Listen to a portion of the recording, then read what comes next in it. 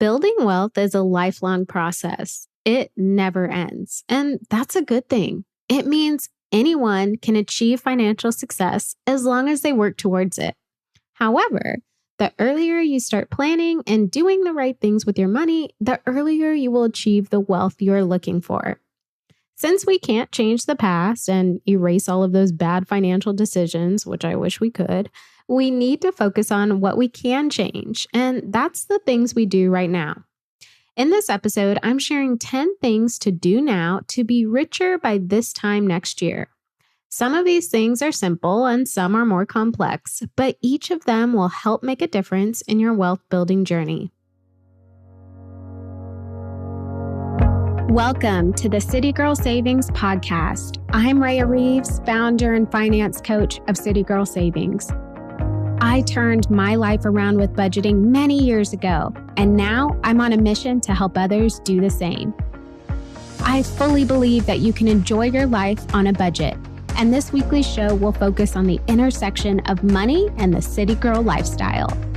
Join me every week along with some special guests as I share my experiences, advice, and guidance on navigating life and money as an experience-loving millennial.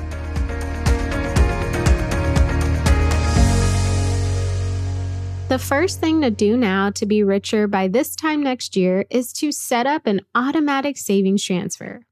Now, before you roll your eyes, just hear me out. If you already have automatic savings transfer set up, but you constantly need to pull money out of your savings, you probably need some tweaking. Refer to your budget to see where you're overspending. It may be that you're just putting too much into your savings to begin with. Once you analyze your numbers, adjust your automatic savings transfer to an amount that you won't miss. Automatic transfers into savings add up quickly, but only if they're not touched. So here's your challenge. Open up a high-yield savings account with Ally, Synchrony, American Express Bank, and then review your numbers to determine a consistent amount to transfer into that account. Remember, the amount is something that shouldn't be missed. Set up the transfers and don't look at the account until 1 year after it was opened. I guarantee you will certainly be richer in a year.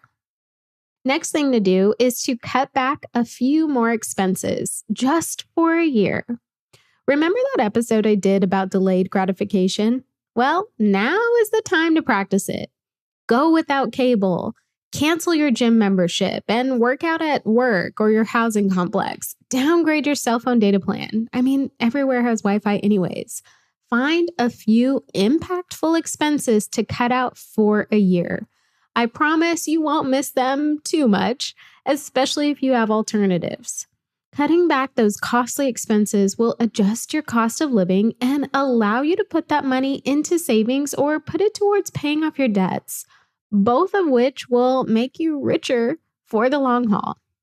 Now, please do not forget, this is temporary and it's done to help you change your situation. After a year, you can go back to business as usual, but you probably won't miss the expense as much as you think you will. Next thing you can do is ask for a raise.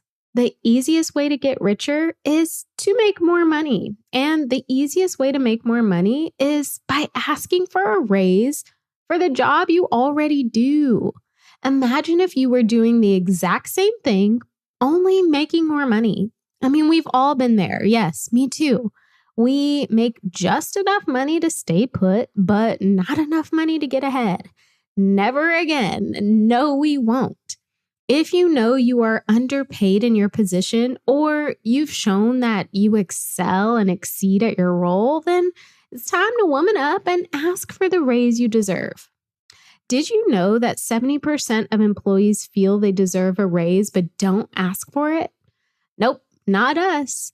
Whether you're too scared or giving yourself excuses, you are hindering your financial success. What's the worst thing that can happen if you do ask? You being in the exact same position? Seriously, if you ask and they say no, you are in the exact same position. That's not so scary, right? I'd take the alternative because the best thing that could happen is they give you a raise and now you're making more money for the job you already do. Next thing to start doing now to be richer by this time next year is to use cash for fun spending. So only cash for your discretionary spending. If you are serious about being wealthier in just 1 year from now, you need to be serious about sticking to a budget. Taking on a cash-only approach, especially for your discretionary purchases, can make it nearly impossible for you to go over budget or rack up new credit card debt. Literally, you are only spending the physical cash you have. Once the cash is gone, no more spending. And you'll probably spend less when you're using cash because when you have to physically part ways with your cash or physically count it in your hand, you subconsciously cringe. You will start really thinking about those fun purchases and evaluating if it's worth it in an attempt to keep as much cash on you as possible. Give cash-only spending a try for your discretionary spending and watch the magic happen. Alrighty, next thing you can do to be richer this time next year is to start investing. 46% of millennials say they don't invest because it's too risky. But the thing is, it's too risky not to invest, especially when you're young. When you start investing early, you have so much more time to ride out the waves of the market. And this means you have more opportunity to earn because your investments grow on top of themselves thanks to their compounding nature. So if you invest $1,000 and you make $200 on that investment, you now have $1,200.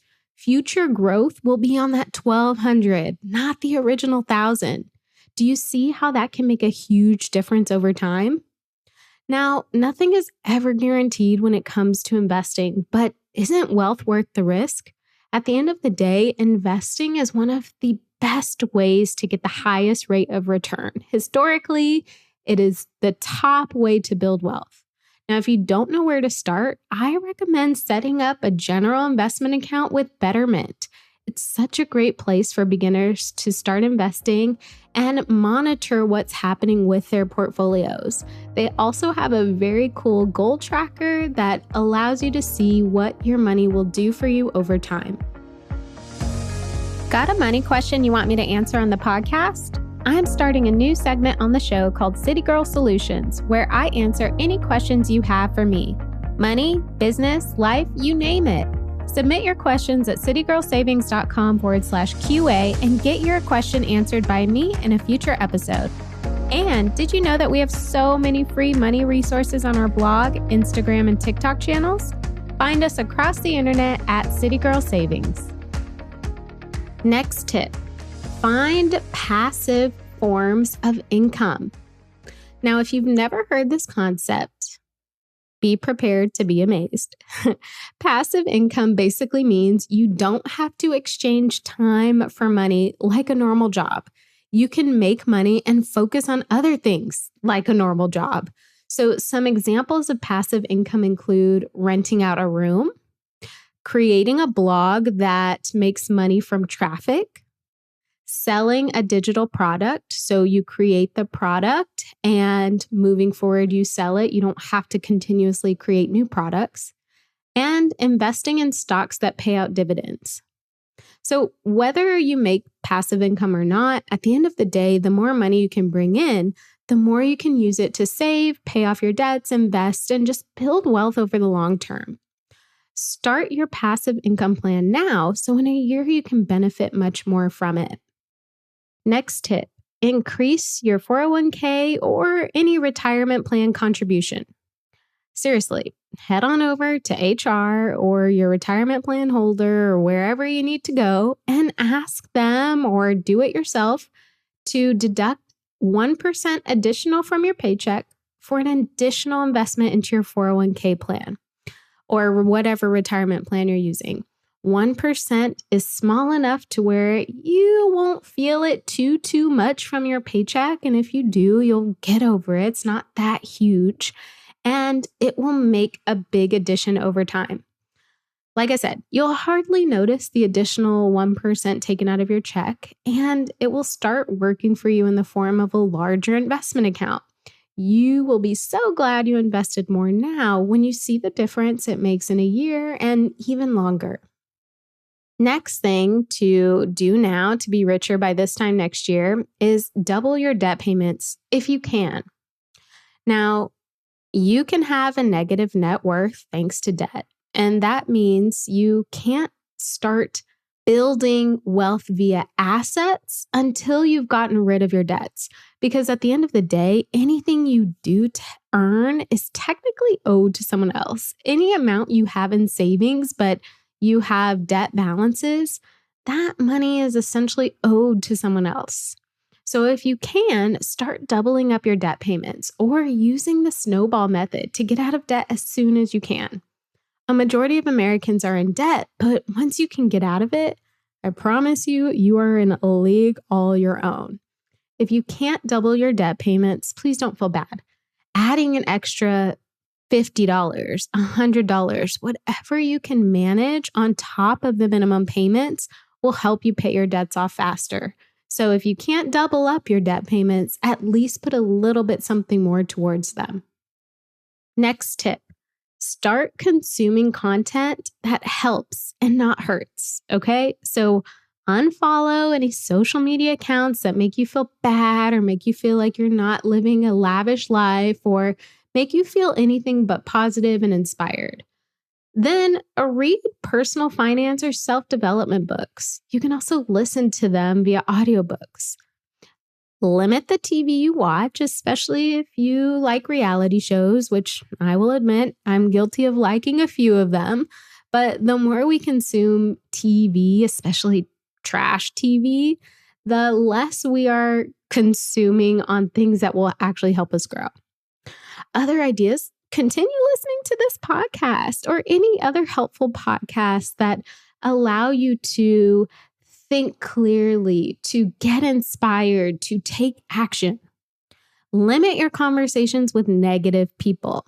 I know I've said this before, but it's true. Jim Rohn said you are the average of the 5 people you hang around. So if you're constantly hanging around or conversing with negative people, you are probably a negative person. And that is not conducive to the growth you're trying to make, to building wealth. When you start consuming information that helps you grow, you'll start growing faster. And my final tip for you is this: go on a spending fast. So if you're wondering what the heck that means, read The Spender's Guide to Debt-Free Living. In that book, author Anna Jones went on a no-spend spree for a year. And in that year, she was able to get out of debt, build a savings, and improve her quality of living.